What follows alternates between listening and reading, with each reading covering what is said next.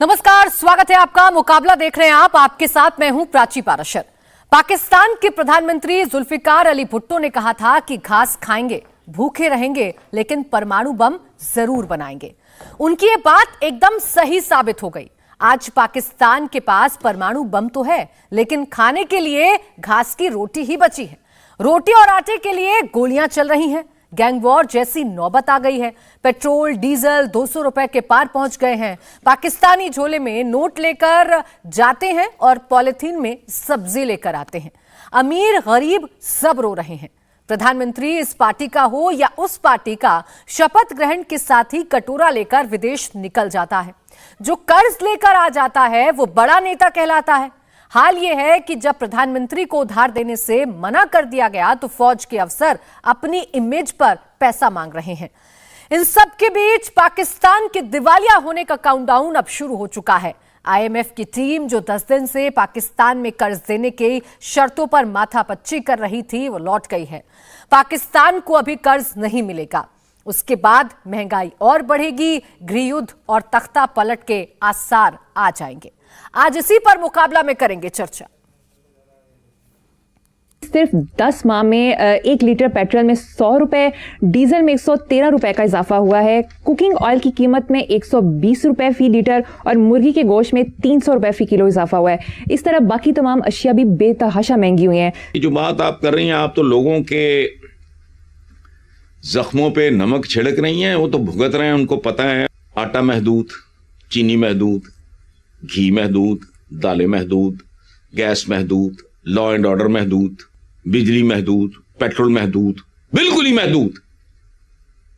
Petrol ज्यादा दे ही नहीं रहे। गुर्बत के हाथों मजबूर होकर बाप ने 3 बेटियों समेत जहर खा लिया और एक जान बहक हो गई। चलो, मतलब उनकी जान छुट गई। बेसिकली फाके से मरना बहुत मुश्किल है। कुछ हुकूमती सेनेटर्स अपनी हुकूमत पर बरस पड़े हैं और उन्होंने कहा है कि मजीद टैक्स ना लगाएं, मशीरों वजीरों की फौज कम करें। इनकी तमाम तर पॉलिसीज प्रो अवाम नहीं है, एंटी अवाम, अवाम दुश्मन। इस मुल्क में कुछ नहीं कर सकते ना तुम, तो भूख बराबर बांट दो, भूख बराबर बांट दो, कोई ताकि कोई भूखा ना सोए। लेकिन नहीं, इनका इशू नहीं है। मैं अब भी हैरान होता हूं, पाकिस्तान की जमहूरियत इस काबिल है ही नहीं। कीमती से कीमती, अच्छी से अच्छी गाड़ी है और ये उस चल रहा है सारा कुछ। पता नहीं कौन सी आबादी है जो भूख से मर रही है, लेकिन डेफिनेटली मर रही है। इसी पर चर्चा करेंगे। खास मेहमान हमारे साथ हैं major general AK Siwach, defence expert, Deepak Vora, पूर्व राजनयिक, आरजू काजमी, पाकिस्तानी जर्नलिस्ट, इरशाद अहमद खान, नेता PMLN, हामिद खान, पाकिस्तानी जर्नलिस्ट। आप सभी का बहुत बहुत स्वागत है। आरजू काजमी जी, आपसे शुरुआत कर रही हूं। इंतजार था कि IMF शायद कुछ प्यार भरा तोहफा पाकिस्तान को देकर जाएगा, लेकिन ऐसा होता हुआ नजर नहीं आया। वही निराशा हाथ लगी है पाकिस्तान के। अब क्या होगा पाकिस्तान का? देखिए, IMF के साथ अभी भी बातचीत इनकी चल रही है और कहा यही जा रहा है कि एक सेशन और होगा जिसमें ये बात करेंगे। और जो मिनी बजट के लिए कहा गया है, जिसमें डिफरेंट किस्म के टैक्सेस हैं और कई चीजें जो कंडीशंस लगाई हैं IMF ने, वो इन्होंने एक्सेप्ट कर ली है। अब होगा सिर्फ ये कि कुछ टाइम के बाद IMF इन्हें लोन दे देगा। ऐसा नहीं है कि इनको नहीं मिलेगा, लेकिन जो कंडीशंस हैं वो काफी स्ट्रिक्ट किस्म की हैं, तो उसके ऊपर ये काम कर रहे हैं। आज भी इन्होंने कहा है कि बजट के लिए तैयारी की जा रही है, लेकिन बजट से पहले ही कई चीजें ऑलरेडी महंगी हो चुकी हैं और लोगों की पहुंच से भी दूर हो गई हैं। मगर इनके पास कोई दूसरा रास्ता नहीं है। आरजू जी, चूंकि आप पाकिस्तान में हैं, वहां के हालात को बेहतर समझती हैं, मैं बाकी मेहमानों के पास पहले जाऊं, लेकिन आम आदमी के लिहाज से आप जरा समझाएंगी कि पाकिस्तान में हालात फिलहाल कैसे हैं? क्यों आम आदमी अब रोटी के लिए तरस रहा है? कितने रुपए बढ़ चुके हैं रोटी के लिए, सब्जी के लिए, आटे पर, इन तमाम चीजों पर? देखिए, हर चीज के ऊपर डिफरेंट तरीके से प्राइसेस जो हैं वो इंक्रीज हुई हैं। और 2 दिन पहले तो जो फ्लोर मिल्स वाले हैं उन्होंने स्ट्राइक भी किया था पंजाब में, लेकिन बातचीत के बाद जो है उन्होंने, गवर्नमेंट से बात हुई है और उसके बाद उन्होंने वो अपनी स्ट्राइक खत्म कर दी है। लोगों की पहुंच से हर चीज ही दूर होती जा रही है। चाहे वो एक रोटी लेने जाएं तो वो भी, अगर नान लेते हैं तो वो भी 30 रुपीज का मिल रहा है। सब्जी भी महंगी है, चिकन के प्राइस भी हर दूसरे दिन बढ़े होते हैं। तो चीजें तो इसी तरह से बढ़ रही हैं। और जहां तक फ्यूल का है, फ्यूल के प्राइसेस भी इंक्रीज हो रहे हैं। और आगे भी गवर्नमेंट ने कहा है कि एक बार फिर जो है फ्यूल प्राइस इंक्रीज किए जाएंगे। लेकिन जो बात आपके यहाँ एक कही जा रही है कि कम मिल रहा है या ये कि लोगों को सिर्फ 50 रुपीज का मिल रहा है, मैंने किसी चैनल पे देखा, ऐसा नहीं है। लोगों को फ्यूल मिल जरूर रहा है, लेकिन ये जरूर है कि महंगा है और हर चीज जो है वो पहुंच से दूर हो रही है। अभी तो जो यूटिलिटी बिल्स आएंगे, स्पेशली अभी जो है वो मौसम चेंज हो रहा है, गर्मी आएंगी, लोग पंखे चलाएंगे, एसी चलाएंगे, उसके बाद जो खौफनाक तरीके से लोड शेडिंग शुरू होगी वो लोगों के लिए परेशान होगा। उसमें लोग ज्यादा परेशान होंगे कि लोड शेडिंग से कैसे वो अपने आप को बचाएं, क्योंकि इस गर्मी के हाल में जो जैसा हिंदुस्तान पाकिस्तान में गर्मी होती है उसमें अगर पंखा नहीं चलेगा और जैसे पहले हो रहा था कि 12-12 घंटे 18-18 घंटे लोड शेडिंग्स हो रही थी छोटे इलाकों में, तो अभी भी हो रही है जो गांव वगैरह है केपीके के और दूसरे, तो इस चीज से लोग ज्यादा परेशान हैं। जी इरशाद अहमद जी, लगातार पाकिस्तान के हालात बद से बदतर होते जा रहे हैं। आपको आईएमएफ से उम्मीद थी, लेकिन फिलहाल आईएमएफ ने आपकी उम्मीदों पर पानी फेर दिया है। 3 नई शर्तें अब आपके सामने रख दी हैं, तभी मोहब्बत मिलेगी आपको, तब आप 3 शर्तों को पूरा कर देंगे। कैसे सुधरेंगे पाकिस्तान के हालात? कैसे आपकी सरकार पाकिस्तानी आवाम को 2 वक्त की रोटी मुहैया करवा पाएगी? बहुत शुक्रिया प्राची जी। बात यह है कि हमें कुछ भी परेशानी नहीं है। हमारे मुल्क में महंगाई है, उसको हम बर्दाश्त कर रहे हैं मुसलसल। हम तो बार बार आपके हर चैनल पे कह रहे हैं कि इस वक्त महंगाई है। ये महंगाई सिर्फ पाकिस्तान में नहीं है, पूरी दुनिया में। अगर आप ट्रेवल करें, हिंदुस्तान के चैनल से अपने से बाहर निकलें, तो पूरी दुनिया को अगर देखें पाकिस्तान के अलावा, तो हालात इतने बद से बदतर हैं पूरी दुनिया के। एक कोरोना मुसीबत बना लोगों के लिए, फिर उसके बाद महंगाई मुसीबत बनी, उसको हम भी फेस कर रहे हैं, पूरी दुनिया फेस कर रही है। आपका हिंदुस्तान भी फेस कर रहा है, लेकिन आप हिंदुस्तान की खबरें नहीं दिखाते हैं, सिर्फ पाकिस्तान की खबरें दिखाते हैं। और मेरी बहन ये आरजू काजमी जैसे हमारे भी कुछ लोग हैं जो अपने मुल्क के खिलाफ आपके चैनल पे बैठ के बदखोई करते रहते हैं, उससे कोई फर्क पड़ने वाला नहीं मेरे प्यारे मुल्क पाकिस्तान को। इरशाद अहमद जी, पहली बात तो ये कि मुझे हिंदुस्तान से निकलकर किसी और देश को देखने की जरूरत नहीं है, क्योंकि हिंदुस्तान इतनी अच्छी स्थिति में है सर कि आप तो कंपैरिजन भी नहीं कर सकते हैं। दूसरी बात मैं आपको बता देती हूँ कि आरजू काजमी अगर बैठी है तो वहां के हालात बता रही है सर, छिपा नहीं रही है। जिस चीज पर वर्क करने की जरूरत है वो काम आपको बता रही है। मुझे बोलने दे, मैं भी वही बता रहा हूँ। मैं कह रहा हूँ कि एक मुसीबत है, महंगाई का तूफान है, मैं भी डिनाई नहीं कर रहा हूँ, लेकिन वो महंगाई सिर्फ मेरे प्यारे पाकिस्तान में नहीं है, वो पूरी दुनिया में एक मुसीबत आई है, उसको सब भुगत रहे हैं। लेकिन चूंकि हम आपके प्यारे पड़ोसी हैं, आप लोगों से हम प्यार करते हैं, आप उस प्यार में सारा दिन सारी रात बस आपकी तवज्जो पाकिस्तान पे होती है, और आरजू काजमी जैसे अपने ही मुल्क के खिलाफ बात कर रहे होते हैं बैठे, उससे बार फर्क पड़ता नहीं है मेरे मुल्क को। हमें मालूम है, क्योंकि आप मेरे मुल्क का नाम ले रहे हैं, तो मैं कंपैरिजन दिखा रही हूँ अपने स्क्रीन पर। आपका जो ये प्यार है सर अपने पड़ोसी मुल्क पर ऐसे ही बरकरार रहे, क्योंकि हम तो लगातार बड़े भाई का फर्ज निभाते आए हैं। आप भी जरा निभाइए, देखिए जरा जीडीपी में कितना अंतर आ रहा है। आप हमारी स्क्रीन ही देख लेंगे तो ही आपको समझ में आ जाएगी कि हिंदुस्तान और पाकिस्तान में कितना अंतर है। खैर रुक जाइए सर, मैं आप जरा सुने। बोलिए, जल्दी से बोलिए आप।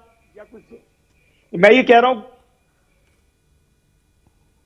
चलिए सर, बीच में संपर्क आपसे टूटा। दीपक जी, जो बात अभी इरशाद जी कह रहे हैं, क्या ये वाकई में ऐसी स्थिति है जैसी वो दिखाने की कोशिश कर रहे हैं? क्योंकि फिलहाल जो हमें नजर आ रही है पिक्चर वो ये कि पाकिस्तान के हालात बद से बदतर हो रहे हैं। आभारी हूं आपका, आपने ये मौका दिया आपके शानदार चैनल पर शरीक होने का। You are one of our best anchors, और आज तो आपने भी लाल और काले कपड़े पहने हैं मेरी तरह। फिर हमारी दूसरी बेटी हैं पाकिस्तान में, आरजू काजमी, स्पष्ट रूप से सब कुछ कहती है। आपका चैनल अच्छा लगता है क्योंकि आप कॉफ़ी भी बहुत अच्छी पिलाती है मुझको, बहुत। आज तो सैंडविच भी मैंने खाया है। सर, मैं जो हमारे विशेष मेहमान हैं पाकिस्तान के, आप सबसे मैं सीखता हूँ। सर, इतना मैं कहना चाहता हूँ, I am a development economist, और आप लोगों का, सर आप बुरा ना माने, आपका नर्वस सिस्टम टूट चुका है। नर्वस सिस्टम वो होता है सर जो दिमाग और रीढ़ की हड्डी, स्पाइनल कॉर्ड को सिग्नल्स देता है आपकी एक्सट्रीमिटीज से कि भाई ये पैर यहाँ जाएगा, ये इधर जाएगा, ये हाथ इधर जाएगा, इधर जाएगा।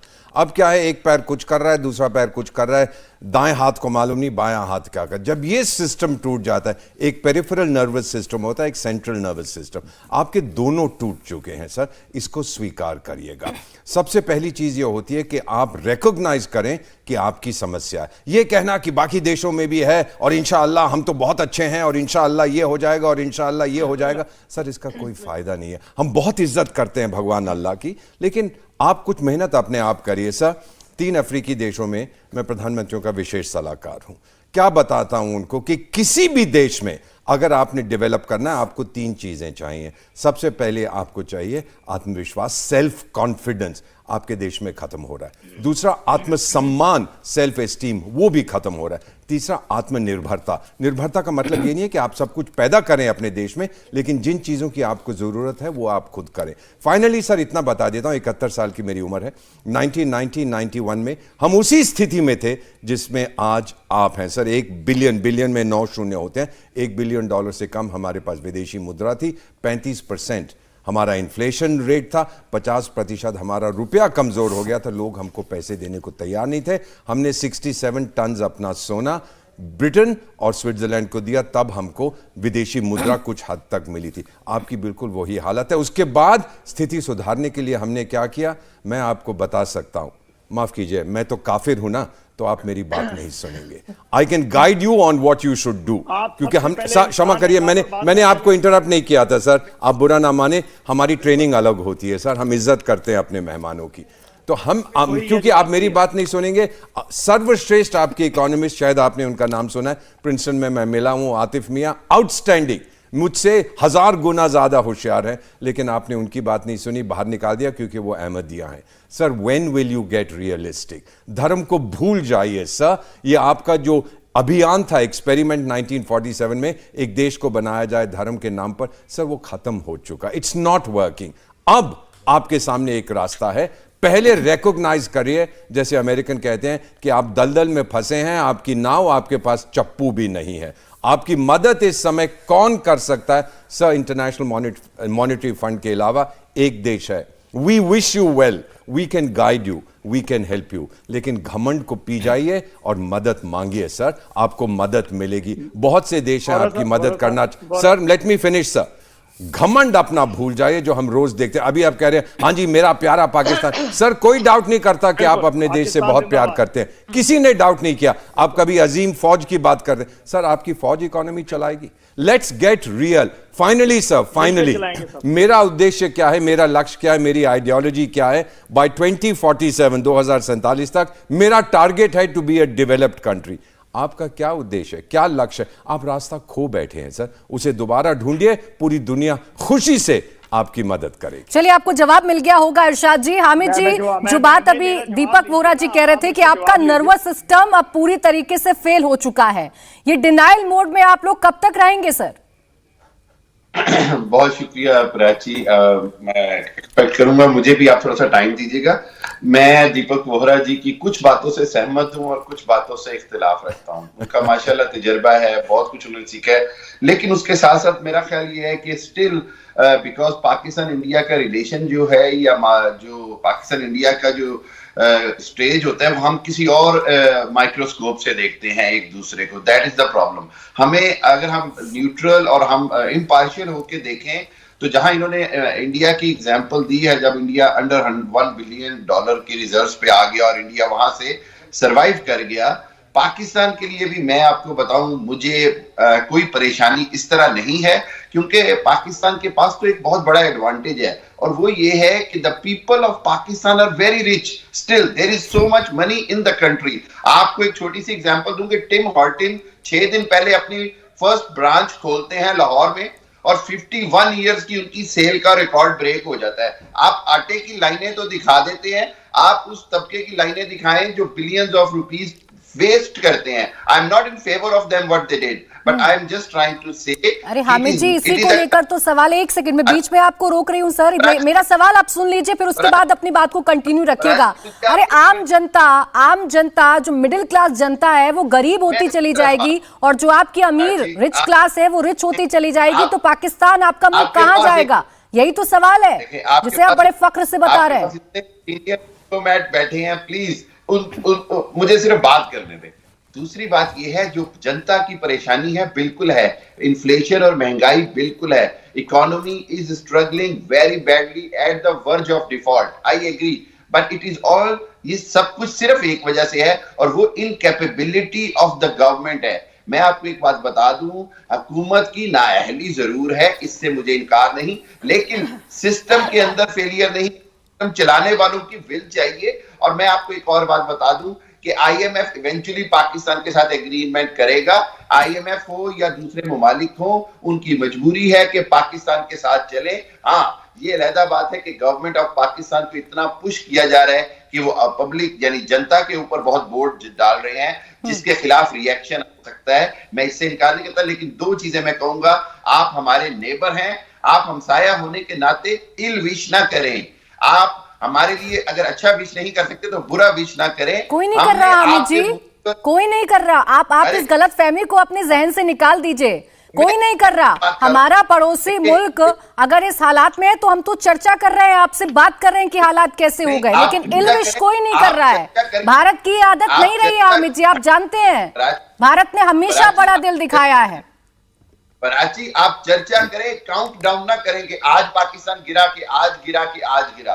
पाकिस्तान इंशाल्लाह कायम रहेगा, गिरेगा नहीं। हमारी कोई कामना नहीं है, और हमारे कामना कर लेने से आपकी इकोनॉमी गिर जाएगी सर। ऐसा तो होते हुए नहीं देखा है। आपको कुछ तो करना पड़ेगा ना। आपको अपनी इकोनॉमी सुधारने के लिए खुद कदम उठाने होंगे। अभी आप कंपैरिजन देख लीजिए भारत और पाकिस्तान का। खैर छोड़ दीजिए। मेजर जनरल सिवाज, आप मुझे आखिरी 1 मिनट दे दें। देखिए, आपने यहाँ पाकिस्तान के हसन निसार साहब का क्लिप दिखाया। मेरे बड़े अच्छे दोस्त हैं, बहुत अच्छी बातें करते हैं। आप वहीं पर देखें कि राहुल गांधी क्या कह रहे हैं, अडानी और मोदी के बारे में क्या बातें हो रही हैं। आपके यहाँ भी बेशुमार स्कैंडल्स हैं, आपके यहाँ भी बेशुमार, लेकिन उसके बावजूद हम सब 5वीं सबसे बड़ी अर्थव्यवस्था है सर। सियासत हर मुल्क में होती है। आप उस सियासत पर चर्चा कर सकते हैं, लेकिन मेरे देश के हालात देख लीजिए आप हामिद जी। सियासतदान सियासत करते रहेंगे, लेकिन इस देश में हालात कितने अच्छे हो रहे हैं। अभी वोरा जी ने बताया ना कि हम 2047 तक डेवलप नेशन बनने का ख्वाब देख रहे हैं, और उस राह पर चल पड़े हैं। रुक जाइए अब जरा सर, मेरे बाकी मेहमान इंतजार कर रहे हैं, मैं आपके पास लौटूंगी। मेजर जनरल AK सिवाज जी, जो बातें हामिद जी कह रहे हैं वो स्वीकार भी रहे हैं कि देखिए सियासतदानों की वजह से पाकिस्तान परेशान हुआ है, लेकिन हालात फिलहाल तो यही नजर आ रहे हैं कि हाथ में कटोरा लेकर पाकिस्तान फिलहाल तो नजर आ रहा है। बिल्कुल। देखो प्राची, सच्चाई यह है कि सिचुएशन बहुत ज्यादा खराब, और पाकिस्तान के जो गेस्ट हैं इनको यह समझना चाहिए, हम चाहते हैं पाकिस्तान इससे निकले, मगर जब तक पाकिस्तान इसको रियलाइज नहीं करेगा कि कैसे निकलना है, फिर निकलना बड़ा मुश्किल है, और वो डिनाइल मोड में। देखो, आज अगर मैं इकोनॉमी बताऊं पाकिस्तान की, तो कम से कम $150 बिलियन से ज्यादा कर्जा है, और इनका फॉरेन रिजर्व $2 बिलियन से कम रह गया है। 10 दिन से ज्यादा ये इंपोर्ट नहीं दे सकते। जो बात हो रही है ऑयल और डीजल की, 10 दिन के बाद इनके पास पैसा नहीं होगा वो उसको खरीदने के लिए। गैस जो है वो अवेलेबल नहीं है। इंपोर्ट जो है बढ़ते जा रहे हैं। बड़ी विडंबना है, पिछले साल जो इनके लग्जरी कार की डिमांड 30% ज्यादा थी, और एक्सपोर्ट कम होते जा रहे हैं, इन्वेस्टमेंट है नहीं। और ऐसे में आप ये देखें कि जिस प्रकार से ये डिफॉल्ट होने वाले हैं, क्योंकि इनको $4 बिलियन पैसा देना है हर साल इंटरेस्ट का, और $23 बिलियन देना है इस साल।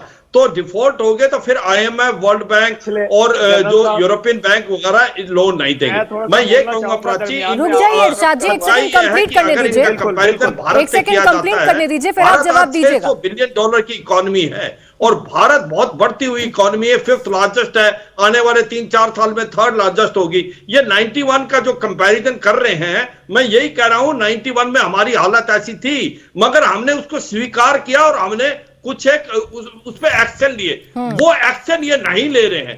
वो एक्शन है एक बेसिकली 3 एक्शन लेने पड़ेंगे। एक तो इनको समझना पड़ेगा ये जो टेररिज्म है उससे ये पीछे हटे नहीं। टेररिज्म को अगर साथ देंगे तो फिर कुछ नहीं होगा। और दूसरा इनको देखना पड़ेगा कि जो फौज है वो आपका बिजनेस भी चला रही है। फौजी फाउंडेशन $60 बिलियन की इकोनॉमी है, पैरेलल गवर्नमेंट है, कोलगेट से लेके सीमेंट, आपका रियल स्टेट से लेके बैंक। फौज कभी बिजनेस नहीं चला सकती।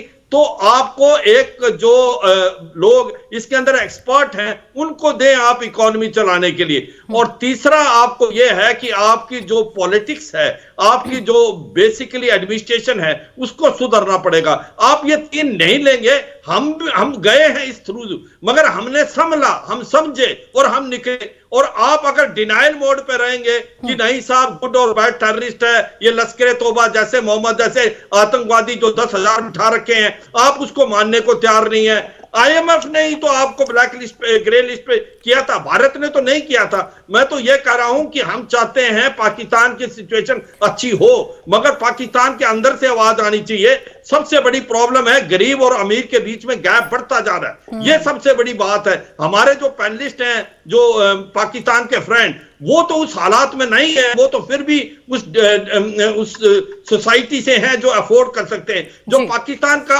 अवाम है आज वो पिस क्या है, उसके पास पैसा नहीं है, और आईएमएफ जो शर्तें डाल रहे हैं तो पाकिस्तान के लिए एक तरफ खाई एक तरफ कुआं है। अगर वो बात माने आईएमएफ की, गैस में, ऑयल में और इलेक्ट्रिसिटी में सब्सिडी कम करें, तो फिर रेट उसके 3 गुना ज्यादा हो जाएंगे, और फिर तो लोगों को बहुत मुश्किल हो जाएगी। तो फिर तो सिविल वार वही अमीर गरीब का जो फासला है वो बढ़ता जाएगा।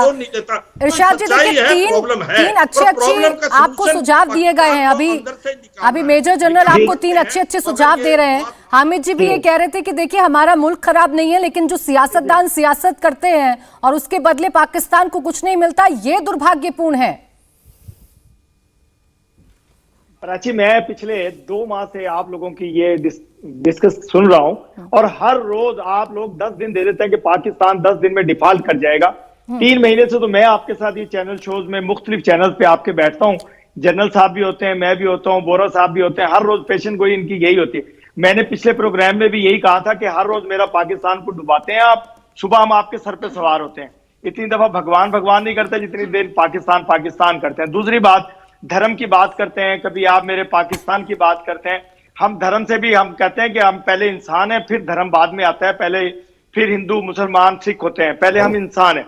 तो बोरा साहब, हम इंसान हैं, हमारा धर्म से कोई ताल्लुक नहीं होना चाहिए। हम इंसान पैदा हुए, एक ही तरीके से पैदा हुए।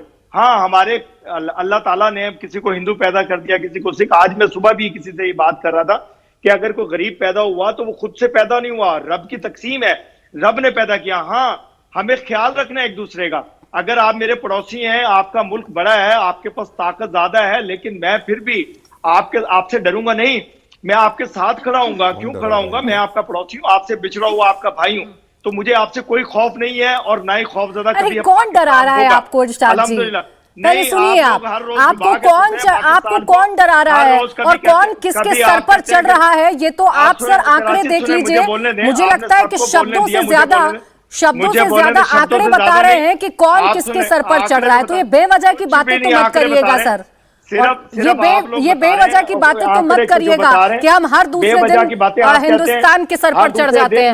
आंकड़े देख लीजिए, फिर बात करिएगा आकर कि कौन किसके सर पर चढ़ रहा है। को कैसे डुबा के सोते हैं आप हर रोज कहते हैं 10 दिन का रह गया, राशन रह गया, आटा खत्म हो गया, पेट्रोल खत्म हो गया मेरे मुल्क में। तो आप ऐसा मौका देते क्यों हैं इरशाद जी? सोचिए, आप ऐसा मौका देते क्यों हैं? अच्छी बात है सर, आप क्या चाह रहे हैं कि हम अगर 10 दिन की डेडलाइन दे रहे हैं तो उस 10 दिन की डेडलाइन में आप चौपट हो जाए क्या? आप ये चाह रहे हैं क्या? आप ये चाह रहे हैं क्या? अरे आपकी बिल्कुल जिम्मेदारी नहीं है क्या? आपकी सरकार है तो पाकिस्तान में नहीं होगा।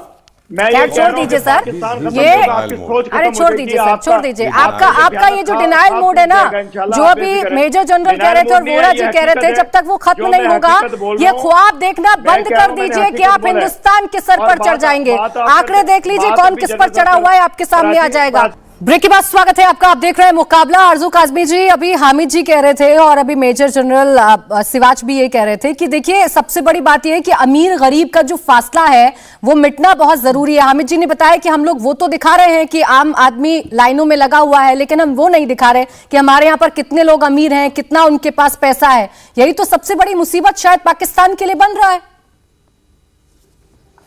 जी, नहीं हो सकता, लेकिन कम जरूर किया जा सकता है। उसके लिए सबसे पहले तो हमें जो है अपना दोगलापन या जो हमारे एक डबल स्टैंडर्ड्स चल रहे होते हैं उसको खत्म करना होगा। पाकिस्तान ठीक है रिलीजन के नाम पे बन गया, लेकिन अब यहाँ पर जिन लोगों को काम आता है, अगर वो मुसलमान नहीं भी है तब भी उनको आगे लाना होगा, उनके साथ काम करना होगा, तभी ये बचा सकेंगे। ये जो बाकी बातें करते हैं, हर चीज में रिलीजन जो लाया जाता है पाकिस्तान में, सबसे बड़ा प्रॉब्लम ही ये है। अगर ऐसी ही बात है तो फिर इनको चाहिए कि IMF से पैसे लें, ना ये चाइना से मांगे, ना ही किसी और कंट्री से, सिर्फ और सिर्फ इस्लामिक कंट्री से कहें, और इस्लामिक कंट्री वो मुंह नहीं लगाते पाकिस्तान को, किस तरह से रखते हैं, सऊदी अरब से कैसे पैसा मिलता है और किस किस्म की कंडीशंस होती हैं, ये तो मुझे बताने की जरूरत नहीं, सभी जानते हैं। लेकिन यहाँ पर प्रॉब्लम सबसे बड़ी ये है कि मिसमैनेजमेंट है। जिन लोगों को काम आता है उनको आगे लाया नहीं जाता, और जिनको काम नहीं आता उन्हें सिर्फ रिश्तेदारी या दोस्ती की वजह से आगे लाया जाता है। शुरू से हम देखते आ रहे हैं, जब से पाकिस्तान बना है, चाहे ये पॉलिटिकल पार्टीज हो, चाहे एस्टैब्लिशमेंट हो, फौज हो, हर तरह पे, हर जगह पे करप्शन चल रही है। नवाज शरीफ साहब की भी जब गवर्नमेंट होती थी, हर बार वो यही कहते थे कि जी हमने कशकोल तोड़ दिया है, लेकिन ऐसा कभी नहीं हुआ। चाहे पीपल्स पार्टी की गवर्नमेंट रही हो, या इमरान खान रहे हो, या नवाज शरीफ रहे हो, हर वक्त ये पैसे ही मांगते रहते पूरी दुनिया से, कब तक कोई देगा। और जहां तक डिफॉल्ट होने की बात कर रहे हैं, इससे ज्यादा और क्या होगा जो हम कहेंगे कि पाकिस्तान डिफॉल्ट हो चुका है। ऑलमोस्ट हम बिल्कुल लास्ट कॉर्नर पर हैं, और अगर आईएमएफ ने किसी भी वजह से इनकार किया जिसका कि ये होने वैसे नहीं देंगे, अच्छी बात है कि किसी तरीके से पैसे पकड़ लेंगे, तो फिर ये बचा जाएगा। अदरवाइज कोई मेरे पास कोई ऐसा, मुझे इनके पास जादू की छड़ी नजर नहीं आ रही जिससे ये बच सकेंगे।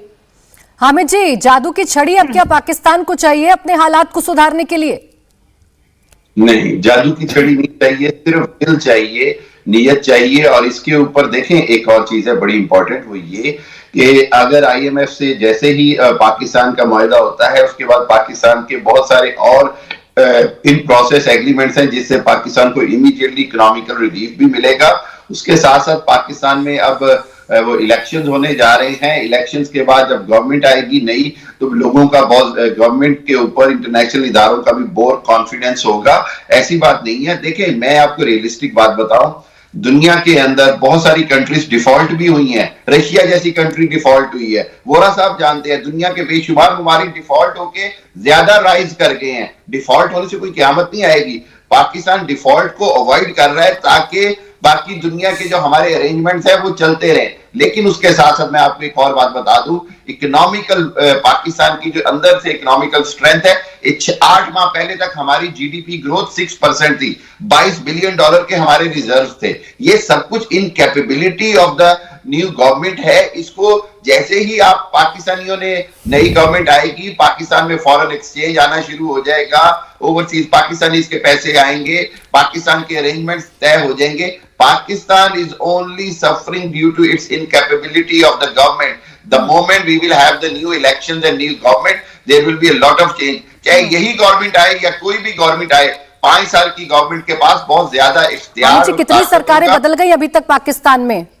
आप तो मुझसे ज्यादा अच्छे से जानते होंगे, कितनी सरकारें अभी तक बदल चुकी है पाकिस्तान में? देखिए, मैं आपको रिमाइंड कराऊं, 2002-03 के बाद पाकिस्तान की जीडीपी ग्रोथ इंडिया से ज्यादा थी। प्लीज पत्र भी चेक कर लिया करें। पाकिस्तान ने बहुत कुछ अचीव किया है। ये पाकिस्तान पे टफ टाइम आया है।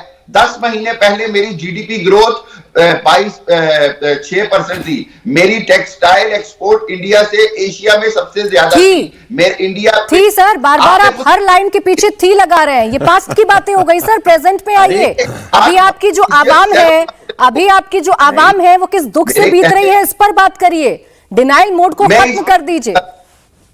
इसको क्या कहा कि ये इनकैपेबिलिटी है, लेकिन इसके अंदर ये नहीं कि कोई डार्क है। We are not on the dead end, it's a tunnel, but there is a light in of the tunnel. ठीक है, वोरा जी, ये जो हामिद खान जी बात कर रहे हैं, ये सुनने में जरूर अच्छी लगती है कि सरकार पर पूरा ठीकरा फोड़ दीजिए, लेकिन क्या वास्तव में ऐसा है कि तख्ता पलट से पाकिस्तान की स्थिति बहुत अच्छी हो जाएगी एकदम? ये हो जाएगी। और आप जब करते हैं ना, ठीक है वोरा जी, आप जब तुलना करते हैं तो फिर इंडिया का हंगर इंडेक्स देखे आज भी पाकिस्तान से नीचे है। मैं सोच रही थी सर कि आपने लाइन क्यों नहीं की। सर क्षमा कीजिए, मैं हर इंडेक्स में हम आपसे नीचे हैं सर। कोई इसके साथ हम तुलना नहीं कर रहे, हम कंपैरिजन नहीं कर रहे। आप अपना इंडिया ऑब्सेशन भूल जाइए। मैं एक चीज कहना चाहता हूं सर, अगर आप अंतरराष्ट्रीय फिगर देखें, वर्ल्ड बैंक पे भरोसा करते हैं, आईएमएफ पे भरोसा करते हैं, पिछले 30 साल में 30 इयर्स 2 साल केवल आपका जीडीपी ग्रोथ 6% से ज्यादा था। हमारा 21 साल था सर, 21 बार। तो ये सब भूल जाइए कि हमारा ये था वो। Sir please don't take India as a gold standard. हम हाथ जोड़ते हैं सर, हमारी बहुत कमजोरियां हैं, हर चीज में अपनी तुलना मत करिए। लेकिन सबसे पहले स्वीकार करिए कि यू आर इन ट्रबल। और अगर आप ये स्वीकार करेंगे तो फिर आपकी नीयत भी सही होगी, नीयत सही होने के साथ साथ नीति भी सही हो जाती है। ये आपको देखना है। सर, आप जानते हैं कि प्रवासी पाकिस्तानी हैं, प्रवासी भारतीय हैं। देख लीजिए दोनों ही तरफ का आत्मविश्वास, कॉन्फिडेंस इन द कंट्री। पिछले साल सर $100 बिलियन से ज्यादा हमारे नॉन रेजिडेंट इंडियंस ने भारत भेजे हैं। आपका $1 बिलियन नहीं आया। 100 बिलियन से ज्यादा फॉरेन डायरेक्ट इन्वेस्टमेंट आया था। सर मुझे कंप्लीट तो करने दीजिए सर, नाराज ना होइए। 100 बिलियन से ज्यादा फॉरेन डायरेक्ट इन्वेस्टमेंट आया था, आपके पास 1 बिलियन तक नहीं है। क्या कारण है सर? आपने नया पाकिस्तान के बॉन्ड बनाए, फेल हो गए। आपने लोगों से कहा सोना हमको दो, फेल हो गया।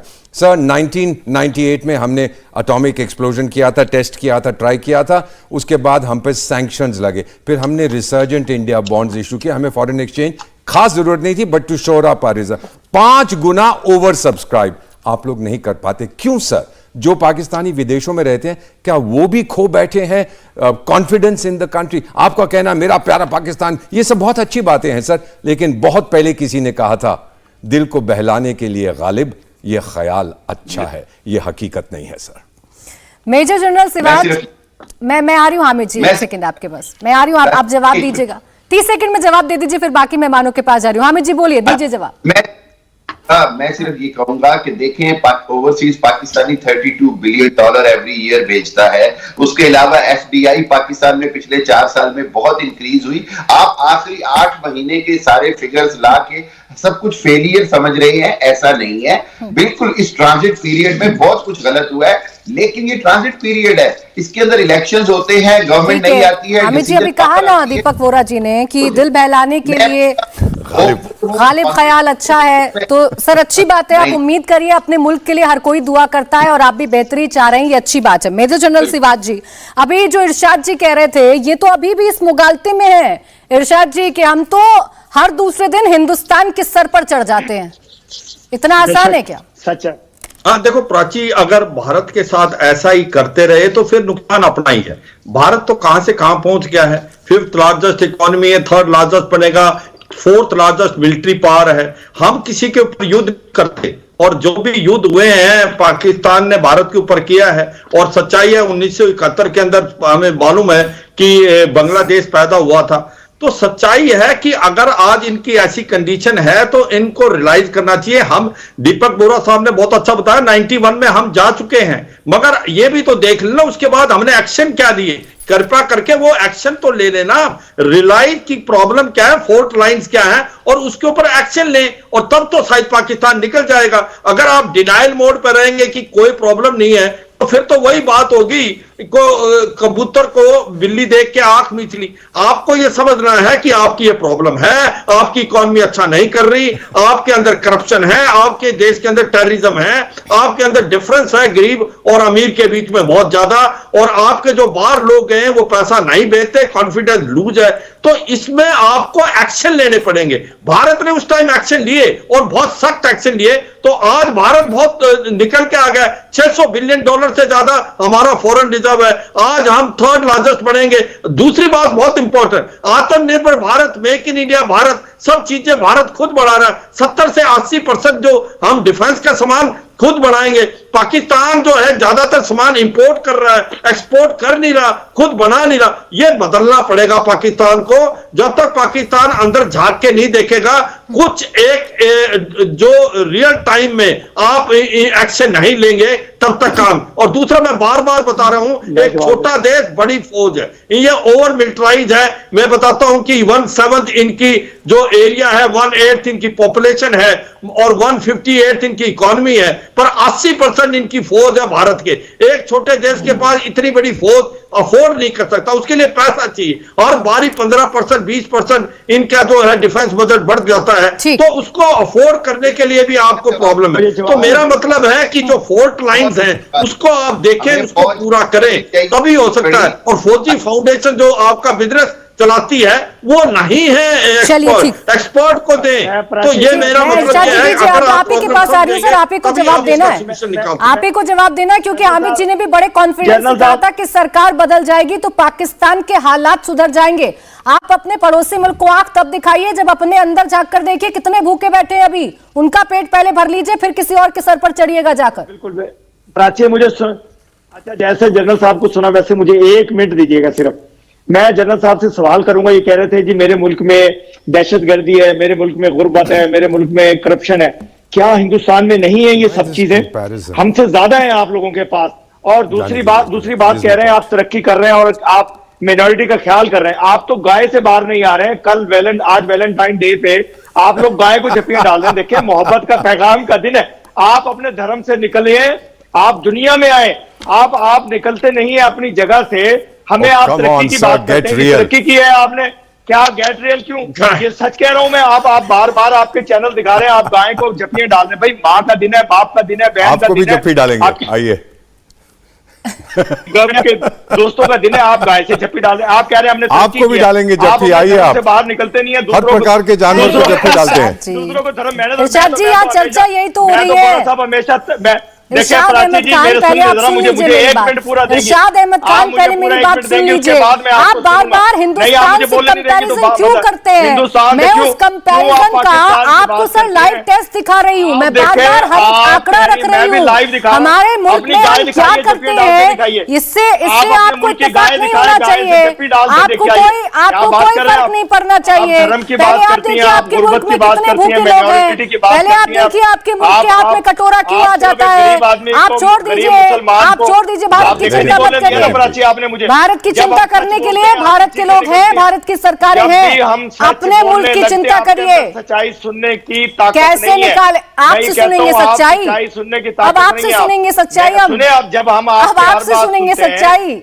जब आप हमें बुलाती हैं, हम तस्वीरें दिखा रहे हैं, हम आंकड़े दिखा रहे हैं। आप उन्हें देख लीजिए, उसके बाद फिर सच्चाई और झूठ की बात बोलिएगा। अपने मुल्क के हालात कैसे सुधारेंगे? हम दिन है ये आज आप ही लोगों ने बनाया ये दिन, हमने नहीं बनाया मुसलमानों ने। हम 14 फरवरी पर चर्चा करने बैठे हैं। क्लियर करिए, पहले रुकिए, पहले क्लियर करिए सर। मुझे लगता है कि बाकी मेहमानों को शायद फिर मैसेज गलत करने हो गया।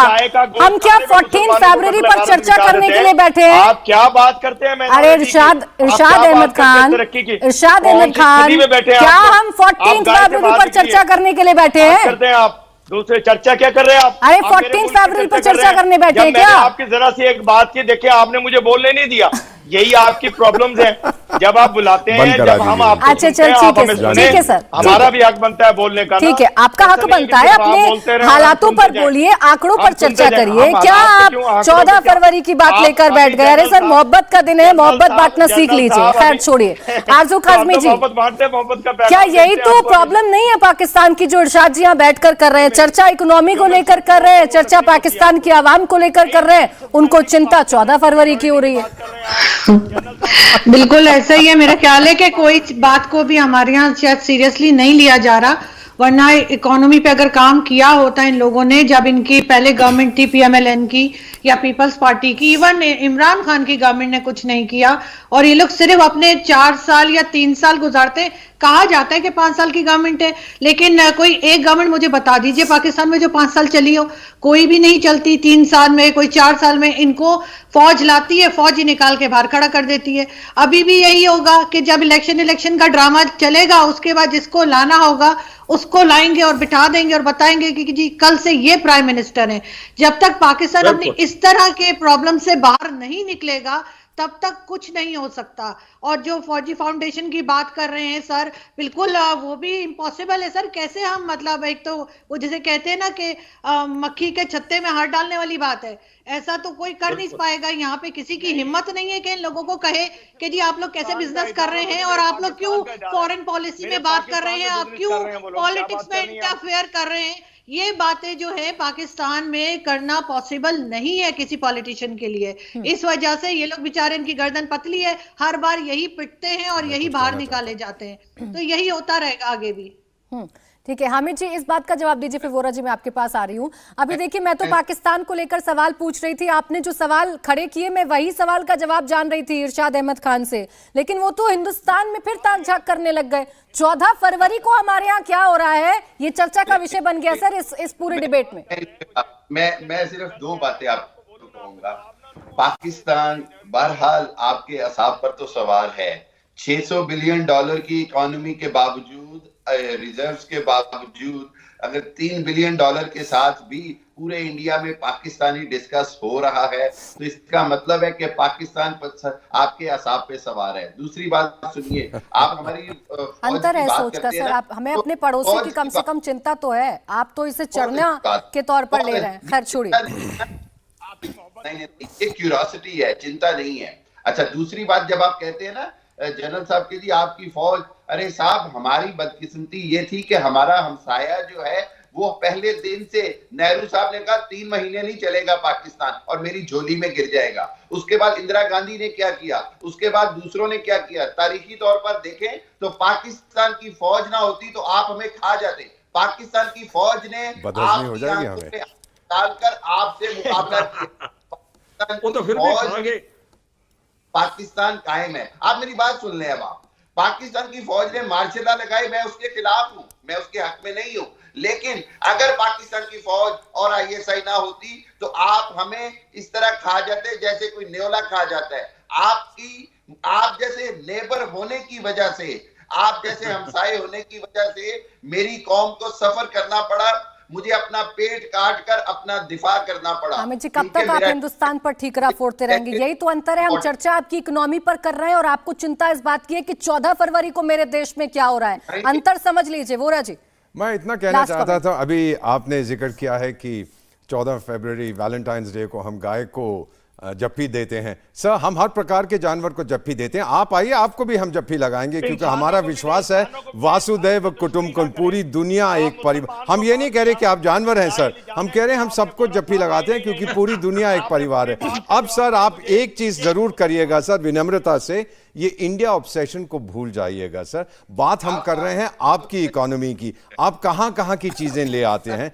स्वीकार करिए कि आपकी इकोनॉमिक स्थिति इस समय बहुत मुश्किल है, आप कठिनाई में हैं, आप दुनिया से मदद मांग, मैं भीख शब्द का इस्तेमाल नहीं करूंगा, लेकिन जब तक IMF सर, ये अंतर्राष्ट्रीय नियम बन चुका है, जब तक इंटरनेशनल मॉनेटरी फंड अपनी मोहर नहीं लगाएगा, आपको बाकी देशों से मदद नहीं मिलेगी। आपके इस्लामिक जो भाई हैं वो देश भी आपको मदद नहीं करेंगे। बहुत कम ऐसे देश हैं जिनके पास रिजर्व्स हैं आपकी मदद करने के लिए। सऊदी और UAE ने तो अभी तक रखे हुए हैं, फिर टर्की का तो आप जानते हैं। सर, गेट रियल, जिस दिन आप जमीन पे उतर आएंगे उस दिन आपकी रिकवरी शुरू हो जाएगी। छोड़ दीजिए, देखिए समय समाप्त हो गया है। बहुत बहुत शुक्रिया आप सभी का हमारे साथ इस चर्चा में जुड़ने के लिए। इंडिया टीवी हर वक्त हर जगह डाउनलोड करने के लिए सर्च करें India TV news Google play store या ऐप स्टोर पर।